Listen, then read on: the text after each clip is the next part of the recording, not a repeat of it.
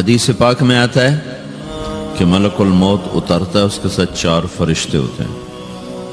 وہ چاروں فرشتے آتے اس کی پٹائی شروع کر دیتے ہیں. ابھی پرسوں یہ حدیث میں نے پڑھی ابن ماجہ میں کہ ملک الموت کہتا ہے ایتها النفس الخبیثہ کانت فی الجسد الخبیث، اے خبیث روح جو خبیث جسم میں تھی، اخرجی باہر آؤ. اب وہ واپس تو ہو نہیں سکتا، اپنے آپ کو روک تو سکتا نہیں، تو وہ حیران پریشان خوف زدہ. تو اس کے جواب میں اس کو ملک الموت کہتا ابشری ابشری بحمیم وغساق وآخر من شکلہ ازواج، تیار ہو جا خوفناک عذاب کے لیے اور کھولتے پانیوں کے لیے، کانٹے دار جھاڑیوں کے لیے اور بے شمار عذاب کی شکلوں کے لیے. تو اس کی روح کو جب کھینچتے ہیں تو رگ رگ سے وہ کٹ کٹ کے نکلتی ہے، تو سارا وجود زیر و زبر ہوتا ہے. سکرات کا درد ساری دنیا کے دردوں پر حاوی ہے. جب اس کی روح نکلتی ہے اور اس کو لے کر آسمان پر چلتے ہیں تو دروازے پر پہنچتے ہیں تو اندر سے فرشتے پوچھتے ہیں کون ہے؟ کہتے ہیں فلاں فلاں کا بیٹا ہے. کا نفس خبیثہ فی الجسد الخبیث، یہ تو وہی بدماش ہے جو بدماش جسم میں تھا، یہ وہ بدبخت روح ہے جو بدبخت جسم میں تھی. اس کے لیے آسمان کے دروازے نہیں کھل سکتے، اسے واپس کر دیا جائے. تو آسمان کے دروازے لا تفتح لهم ابواب السماء ولا يدخلون الجنة حتى يلج الجمل في سم الخياط، کہ ان کے لیے آسمان کے دروازے نہیں کھلیں گے اور ان کے لیے جنت کے دروازے نہیں کھلیں گے. پھر یہ وہاں سے نیچے گرائے جاتے ہیں جو اللہ کا قید خانہ ہے سجین. وما ادراک ما سجین کتاب مرقوم، وہ تمہیں خبر نہیں کہ وہ کیا خوفناک قید خانہ ہے جو اللہ تعالیٰ نے بنایا ہے، اسے وہاں دھکیل دیا جاتا ہے. پھر قیامت تک اس کے لیے انتظار کی گھڑیاں ہیں اور عذاب کی شدت ہے. اور جب کوئی نیک آدمی اللہ تعالیٰ کے دربار میں جانے کا اس کا وقت آتا ہے تو اللہ تبارک و تعالیٰ فرماتے ہیں ان الذین قالوا ربنا اللہ ثم استقاموا تتنزل علیہم الملائکۃ الا تخافوا ولا تحزنوا وابشروا بالجنة التي كنتم توعدون نحن اولیاؤکم فی الحیاة الدنیا وفی الآخرہ ولکم فیہا ما تشتہی انفسکم ولکم فیہا ما تدعون نزل من غفور الرحیم. جب کوئی نیک مرد عورت کے جانے کا وقت آتا ہے تو اس کے لیے بھی فرشتے آتے ہیں اور آ کر اس کو خوشخبری دیتے ہیں اور آ کر اس کو تسلی دیتے ہیں کہ آپ غم نہ کریں، پیچھے والے بھی آپ کو مل جائیں گے، آپ خوف نہ کریں، آگے ساری منزلیں آپ کے لیے آسان ہیں، آپ کے لیے جنت بھی تیار ہے، رب بھی مہربان ہے. اور حدیث پاک میں آتا ہے کہ ملک الموت اور 4 فرشتے آتے ہیں. وہ 4 فرشتے اس کو سہلاتے ہیں، دباتے ہیں کہ موت کا درد اسے محسوس نہ ہو. اور ملک الموت فرماتے ہیں ایتها النفس الحمیدہ کانت فی الجسد الحمید اخرجی، اے نیک روح جو نیک جسم میں تھی باہر آؤ. کیا کرو؟ وابشری بروح وریحان ورب راض عنک غیر غضبان، آپ کو بشارت ہو آپ کے لیے جنت تیار ہو چکی ہے اور وہاں کی ساری نعمتیں آپ کے لیے میسر ہو چکی ہیں اور اللہ آپ پہ راضی ہو چکا ہے اور اللہ آپ پہ خوش ہو چکا ہے. اس پر اس کی روح کو نکالا جاتا ہے. پھر سارے فرشتے اس کو استقبال کے ساتھ جب آسمان پر لے جاتے ہیں تو اندر سے پوچھتے ہیں کون ہے؟ کہ فلاں فلاں کا بیٹا، فلاں فلاں کی بیٹی. کہتے ہیں نفس حمیدہ فی جسد حمید، یہ تو نیک روح تھی جو نیک جسم میں تھی، مرحبا بہی. اس کو ہم سب استقبال کس کا کرتے ہیں اور ایک دم آسمان کے دروازے کھلتے ہیں. پھر وہ پہلا، دوسرا، تیسرا، چوتھا سارے آسمان پار کرتا ہوا اللہ پاک کے عرش کے نیچے کے جا کر، مرد ہے یا عورت، وہاں جا کر سجدے میں سر رکھتا ہے اور اللہ تعالیٰ فرماتے ہیں ہاں اس نے ہمیں خوش کیا، ہم اسے خوش کریں گے. اور اس کو عافیت کے ساتھ وہاں آسمان میں، پہلے آسمان سے لے کر اللہ کے عرش تک یہ سب ویٹنگ روم بنے ہوئے ہیں جہاں اللہ اپنے اپنے درجات کے مطابق جنت والوں کو ٹھہراتا ہے. اور وہ انتظار گاہ ہے اور وقت ختم ہو جاتا ہے، لہٰذا انتظار کی جو تکلیف ہے وہ بھی ختم ہو جاتی ہے. وقت ختم تو انتظار کا احساس ختم اور ٹائم کے گزرنے کا احساس ختم.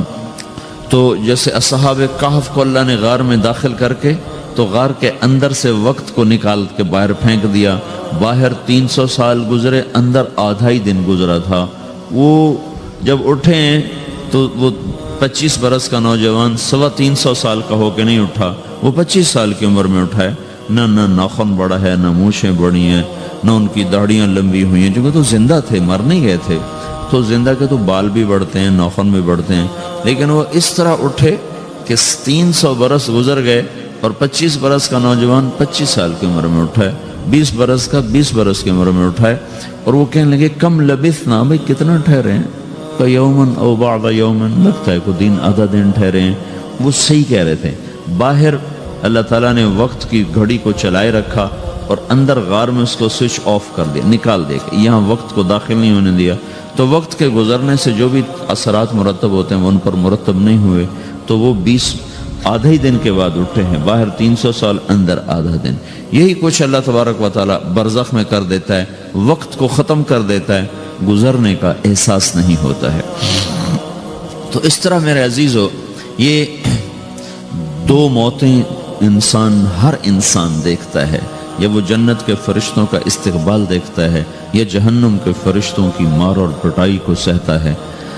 رابعہ بصری رحمۃ اللہ علیہ کا انتقال ہونے لگا تو انہوں نے رات کو فوت ہوئی تو انہوں نے اپنی خادمہ کو بلا کے فرمایا کہ کسی کو بتانا نہیں، جب میں مر جاؤں تو پڑوس میں 2-4 کو بلا کر نا میرا جنازہ پڑھوا دینا، اور جس کرتے میں تہجد پڑھتی تھی وہی میرا کفن بنا دینا، اور صبح بے شک لوگوں کو بتا دینا میرے مرنے کے بعد میری میت کو رکھنا نہیں، فوراً دبا دینا. تو جب ان کا انتقال ہوا تو انہوں نے پڑوس کے 2-4-10-20 آدمی بلائے اور ان کو تدفین تجہیز سب کچھ ہو گئی. صبح شور مچا کہ وہ رابعہ بصری کا انتقال ہو گیا. تو اگلے دن وہ خواب میں اس خادمہ کو ملی اور کہا بیٹی تیری بڑی مہربانی، تو نے میری وصیت کے مطابق عمل کیا. اس نے دیکھا کہ انہوں نے ایک خوبصورت سبز لباس پہنا ہوا ہے. تو وہ فرمانے لگی، انہوں نے سوال کیا کہ آپ کے ساتھ قبر میں کیا ہوا؟ تو وہ کہنے لگی کہ میرے پاس منکر نکیر آئے تھے اور مجھ سے کہنے لگے من رب کی، تیرا رب کون ہے؟ تو میں نے کہا سبحان اللہ، 40 برس جس کو میں نہ بھلا سکی اس کو 4 ہاتھ زمین میں آ کے میں بھول جاؤں گی. ان کا 42 برس کی عمر میں انتقال ہوا تھا. تو وہ کہنے لگے سبحان اللہ، جس کو میں 40 برس نہ بھولا سکی میں اسے 4 ہاتھ زمین کے اندر آ کے بھول جاؤں گی.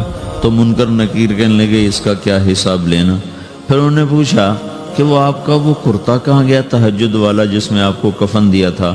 کہا وہ اللہ نے مجھ سے لے لیا ہے اور میرے اعمال کے خزانے میں رکھ دیا ہے. قیامت کے دن میرا وہ کرتا بھی میرے ترازو میں تولا جائے گا اور مجھے یہ لباس پہنایا ہے جو جنت کا لباس ہے. یہ بھی ایک موت ہے. اس طرح بھی لوگ مرتے ہیں. اور دوسری بھی ایک موت ہے، ہمارے علاقے کی بتا رہا ہوں، اپنے علاقے کی. ایک زمیندار مر گیا، اس کی قبر کھودی، ساری بچھوؤں سے بھری ہوئی، ایسے جیسے چیونٹیاں پھر رہی ہوتی. تو انہیں وہ بند کر کے دوسری کھودی، ساری بچھوؤں سے بھری ہوئی. پھر وہ بند کر کے تیسری کھودی، ساری بچھوؤں سے بھری ہوئی. قبرستان میں اتنے بچھو کہاں سے آ گئے؟ یہ زمین کے بچھو نہیں ہے، یہ آخرت کی بلائیں ہیں جس کے ساتھ اب اسے قیامت تک رہنا ہے اور گزارا کرنا ہے. تو یہ 2 طرح کی موتیں روزانہ لوگ مرتے ہیں، روزانہ لوگ مرتے ہیں. جب نماز کا وقت ہوتا ہے ملک الموت ساری دنیا کا چکر لگاتا ہے اور دیکھتا ہے کون پڑھ رہا ہے کون نہیں پڑھ رہا، کون پڑھ رہا ہے کون نہیں پڑھ رہا. جو نماز کی پابندی کرتا ہے اس کی موت آسانی سے ہوتی، جو نماز میں غفلت کرتا ہے اس کے ساتھ موت کے وقت شدت اور سختی اختیار کی جاتی. تو بھائیو، یہ ایک جسم ہے، ایک روح ہے. روح باقی رہنے والی چیز ہے، جسم مٹ جاتا ہے، پھر اللہ سے قیامت کے دن نیا جسم عطا فرمائے گا، ایک نیا جسم دیا جائے گا. روح وہی ہے جو اللہ کے خزانوں میں جمع ہو جاتی ہے. نافرمان کی سیاہ کالی روح ہوتی ہے، فرمان بردار کی روشن چمکدار روح ہوتی ہے. تو اللہ نے کچھ تقاضے جسم کے رکھے ہیں اور کچھ روح کے رکھے ہیں. جسم کے تقاضے پورے نہ کرو تو یہ پریشان ہو جاتا ہے، روح کے تقاضے پورے نہ کرو تو یہ پریشان ہو جاتی. روح کی پریشانی جسم سے زیادہ ہے، چونکہ روح کی طاقت جسم سے زیادہ ہے. جسم مٹی سے بنا ہے، اس کی غذا بھی مٹی سے نکلتی ہے، روح آسمان سے ہے، اس کی غذا بھی آسمان سے ہے۔ روح کا تعلق جب تک اللہ سے نہیں جڑتا اس سے بھوک اور پیاس لگتی رہتی ہے۔ جسم کو جب تک روٹی اور پانی نہ ملے یہ تڑپتا اور پریشان رہتا ہے۔ جیسے اللہ تعالیٰ نے ہمارے جسم میں روٹی اور پانی کی طلب کو بے ساختہ رکھ دیا ہے۔ میں بیان کے دوران بھی پانی پی رہا ہوں، آپ دیکھ رہے ہیں کہ مجھے میرا حلق سوکھ جاتا ہے، مجھے طلب محسوس ہوتی ہے پانی، حلق سوکھتا ہے پانی کی طرف بھاگتے ہیں، بھوک لگتی ہم روٹی کی طرف بھاگتے ہیں۔ یہ ایک ایسا اندر میں آٹومیٹک سسٹم ہے کہ ہم اس کو آف نہیں کر سکتے۔ یہ سوتے سوتے بھی بھوک کی وجہ سے آنکھ کھل جاتی، سوتے سوتے پیاس کی وجہ سے آنکھ کھل جاتی ہے۔ یہ ایسا خود اللہ تعالیٰ نے ساختہ نظام بنایا ہے کہ آپ اپنے جسم میں روٹی اور پانی کی طلب کو نہیں نکال سکتے۔ میرے عزیزو، ٹھیک اسی طرح اللہ نے انسانی روح میں اپنی طلب رکھ دی ہے اور اپنے رسول کی طلب رکھ دی ہے۔ یہ دو طلب ایسی ہیں کہ یہ آپ کے جسم روح سے نکل نہیں سکتی۔ جیسے بھوکا روٹی نہ کھا لے، پیاسا پانی نہ پی لے، اسے چین نہیں آ سکتا۔ وہ روح جو اللہ اور اس کے رسول سے نہ آشنا ہے، جب تک وہ وہاں تک پہنچ نہیں جاتی اسے چین نہیں آ سکتا، اس کا اندر پریشان رہے گا۔ 1997 میں جب جنید جمشید سے میری پہلی ملاقات ہوئی تو اس نے مجھ سے یہ سوال کیا کہ مولوی صاحب، ایک پاکستانی نوجوان جس گلیمر کو خوابوں میں دیکھتا ہے وہ گلیمر تو مجھے زندگی میں ویسے ہی حاصل ہے، میرے چاروں طرف زندگی کا رقص ہے اور میری زندگی کی ہر خواہش، ہر السلام علیکم، ویلکم بیک ٹو مسلم سیرہ۔ ایسے ہی بیانات سننے کے لیے ہمارے چینل کو سبسکرائب کریں اور بیل آئیکن کو ضرور دبائیں۔ شکریہ۔ تمنا پوری ہے، اس کے باوجود میرے اندر اندھیرا ہے، میرے اندر خلا ہے۔ مجھے لگتا ہے میں وہ کشتی ہوں جس کا کوئی ساحل نہیں، جس کی کوئی سمت نہیں، جس کا کوئی گھاٹ نہیں۔ یہ کیوں ہے؟ میرے ساتھ تو ایسا نہیں ہونا چاہیے۔ ایک عام لڑکا تو کہتا ہے ہائے کاش یہ ہوتا، اس کو وہ نہیں ہو رہا تو پھر وہ پریشان ہے، ہائے یہ ہوتا، ہائے وہ ہوتا۔ تو میں تو ہائے نہیں کرتا ہوں، میری تو ہر لذت اور خواہش میرے سامنے تشتری میں سجا کے پیش کی جا رہی۔ میں کیوں ایسا کر رہا ہوں؟ میں ہائے ہائے کیوں کر رہا ہوں؟ میرا اندر ویران کیوں ہے؟ میرے اندر میں خلا کیوں ہے؟ یہ وہی خلا ہے کہ وہ روح کی پیاس کو شراب میں بجھانا چاہتا ہے، وہ روح کی پیاس کو لڑکی میں بجھانا چاہتا ہے، وہ روح کی پیاس کو موسیقی سے بجھانا چاہتا ہے، وہ روح کی پیاس کو دنیا کی رعنائیوں میں 5 سٹار ہوٹلوں سے بجھانا چاہتا ہے۔ روح کیا جانے روٹی کیا ہے، شراب کیا ہے، پانی کیا ہے، عورت کیا ہے، موسیقی کیا ہے، گھنگرو کیا ہے، پائل کیا ہے، چھنکار کیا ہے۔ روح کو ان چیزوں کی کیا خبر؟ امریکہ میں ہماری ایک جماعت تھی تو 4 لڑکے 2 لڑکیاں، 4 لڑکیاں 2 لڑکے مسلمان ہوئے۔ تو ایک لڑکے کا نام رکھا تھا ابراہیم، اور اس کو جب پڑھایا نا کلمہ، انہوں نے کہا ہائے، انہوں نے کہا ہائے، اور دونوں ہاتھ یہاں رکھے سینے پر، دل پر، کہا ہائے۔ تو ہمارے ساتھی ہیں ڈاکٹر اختر، وہ کہنے لگا کیا ہوا کیا ہوا؟ کہنے لگا جب سے ہوش سنبھالا یہ جگہ خالی تھی، یہ تیرے کلمہ پڑھانے پر بھر گئی ہے کہ میری خوشی سے ہائے نکل گئی۔ یہ جگہ خالی رہے گی، یہاں شراب نہیں پہنچ سکتی، یہاں نغمہ اور موسیقی نہیں پہنچ سکتی، یہاں تالے لگے ہوئے ہیں، یہاں تک کوئی آواز نہیں جا سکتی۔ دل کے تاروں پر ایک ہی نغمہ چڑھ سکتا ہے اور وہ اللہ کی یاد کا ہے اور اللہ کی محبت کا ہے اور اللہ کے رسول کی محبت کا ہے۔ باقی کوئی مضراب ایسا نہیں جو ان تاروں کو چھیڑ سکے، باقی کوئی چیز، آواز ایسی نہیں جو دل کی دنیا پر جا کر دستک دے سکے۔ یہاں بند دروازے ہیں، یہاں صرف اللہ پہنچے گا، اللہ کے رسول کا تعلق پہنچے گا، باقی کوئی چیز یہاں نہیں جا سکتی۔ تو چونکہ آج ہمارا علم غلط ہو گیا، پنکھا بند کرو، ہمارا علم غلط ہو گیا ہے، تو ہم نے ان دنیا کی چیزوں کو سب کچھ سمجھ کر اس کی دوڑ لگانا شروع کر دی ہے۔ تو روح آسمان سے ہے، اس کا تعلق اللہ سے بناؤ بھائیو۔ اللہ کا تعلق پائے بغیر نہ کوئی مرد مکمل ہے نہ کوئی عورت مکمل ہے، اور چونکہ براہ راست اللہ کو کوئی پا نہیں سکتا، چونکہ وہ ہمارے سامنے نہیں، اس کے اور ہمارے درمیان لاکھوں کروڑوں پردے حائل ہیں، تو اللہ اپنے بندوں میں سے ایک کو منتخب کر کے اپنا رسول بناتا ہے، اس پر اپنا آپ کھول دیتا ہے، پھر اسے کہتا ہے جا لوگوں کو بتا کہ یہ زندگی اللہ کو پسند ہے۔ وہ اللہ کا جو رسول ہے وہ بندوں اور رب کے درمیان واسطہ بن جاتا ہے۔ اللہ نے ہمیں حضرت محمد صلی اللہ تعالی علیہ وسلم جیسا رسول دے دیا۔ اللہ تعالیٰ نے اپنا آپ کسی کو نہیں دکھایا۔ موسیٰ علیہ السلام پہ ایک تجلی پڑی، ان کو 40 دن ہوش نہیں آیا، 40 دن اللہ سے ضد کرنے لگے، رب ارنی انظر الیک، یا اللہ میں تجھے دیکھنا چاہتا ہوں۔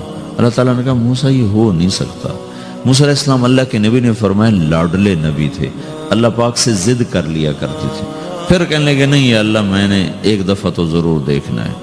تو اللہ تعالیٰ نے کہا اچھا تم ایسا کرو، میں طور پہ تجلی ڈالوں گا، فَإِنِ اسْتَقَرَّ مَكَانَهُ فَسَوْفَ تَرَانِي، تو میں تجلی ڈالتا ہوں طور پر، اگر طور کھڑا رہا تو تو بھی دیکھ لے گا۔ تو اب اللہ خود سامنے نہیں آیا، صرف ایک تجلی اللہ کے عرشوں کے اوپر سے آنا شروع ہوئی ہے، بیچ میں آپ فاصلہ گنے، اور پھر وہ آ کر فَلَمَّا تَجَلَّى رَبُّهُ لِلْجَبَلِ، پھر وہ جبل پر پہاڑ پر آئی ہے، جَعَلَهُ دَكَّا، وہ پہاڑ ریزہ ریزہ ہو کر ہواؤں میں بکھر گیا، وَخَرَّ مُوسَى صَعِقًا، اور موسیٰ علیہ السلام بے ہوش ہو کے گئے۔ اور جب ہوش آیا فَلَمَّا أَفَاقَ، ہوش آتے کہنے لگے سبحانک، یا اللہ تو پاک بے عیب، میں تیرے بارگاہ میں توبہ کرتا ہوں، میں واقعی نہیں دیکھ سکتا ہوں۔ ہاں کلام کا شرف ملا ہے، زیارت نہیں ہوئی۔ اللہ تعالیٰ نے حضرت محمد صلی اللہ تعالی وسلم کو مکہ سے اٹھایا اور بیت المقدس تک پہنچایا سواری پر، کہ دنیا اسباب کی ہے، یہاں سبب اختیار کیا، سواری کے پر بٹھا کر وہاں پہنچایا، اور اس کے بعد جب اوپر بلایا ہے تو پھر براق کی ضرورت نہیں پڑی، اوپر قدرت کا جہان ہے، اوپر اپنی قدرت سے بلایا ہے۔ یہ بیچ میں دیکھو نا کتنا بڑا، اب اگر ہوا سے اوپر چلے جاؤ، یہ 500 میل ہوا کا غلاف ہے، اس سے اگر اوپر چلے جائیں گے نا تو آپ خود بم بن کے پھٹ جائیں گے ایک دھماکے کے ساتھ، چونکہ ہر انسان کے اوپر ہوا کا ایک پریشر ہے، کوئی 280 من کے قریب ہر انسان کے اوپر ہوا کا پریشر ہے۔ اس پریشر کو توڑنے کے لیے میرے اندر خود ایک پریشر بنا ہوا ہے جو اس کو توڑ رہا ہے۔ جب یہ ہوا کا پریشر میرے اوپر سے ریلیز ہو جاتا ہے تو میرا اندر کا اپنا پریشر بم کی طرح پھٹے گا اور مجھے پرزے کر دے گا۔ اس لیے وہ خلائی لباس بنایا جاتا ہے جس میں وہ مصنوعی پریشر دیا جاتا ہے تاکہ اوپر جا کر یہ پھٹ نہ جائیں۔ ہمارے نبی جس کرتے اور تہمد میں تھے اسی کرتے اور تہمد سے بیت المقدس سے چلے ہیں اور ہوا کو نہیں پار کیا، 7 آسمان ہی پار کر لی۔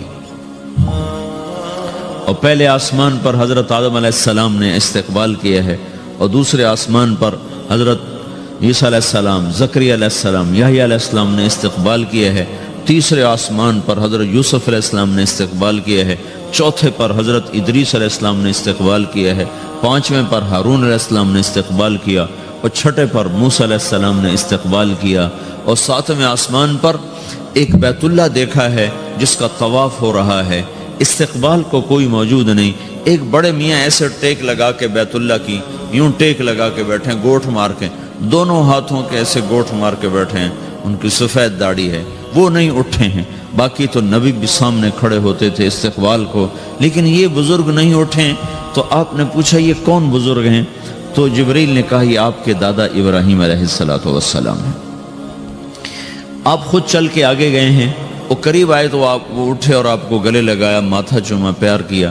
سارے نبیوں نے استقبال کے دوران کہا تھا ہمارے بھائی آ گئے، مرحبا ہمارے بھائی آ گئے، لیکن جب ابراہیم علیہ السلام سے ملاقات ہوئی تو انہوں نے فرمایا مرحبا میرا بیٹا آ گیا، مرحبا میرا بیٹا آ گیا ہے۔